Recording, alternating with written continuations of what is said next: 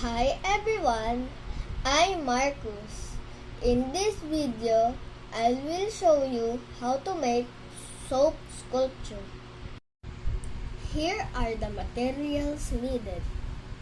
Cutter, scraper,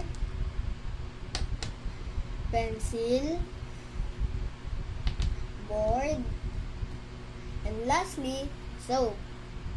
But don't forget to ask your guardian for assistance when using cutter. Let's start!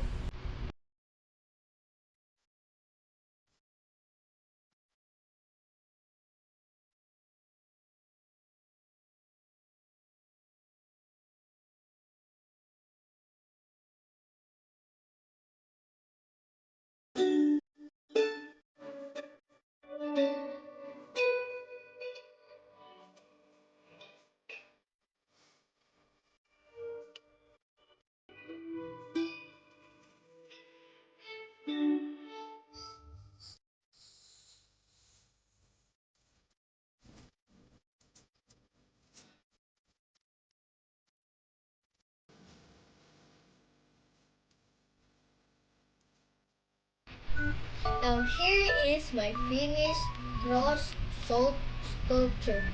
Once again, I'm Marcos Luis Sandig from Grade 3 Nehemiah. Thank you!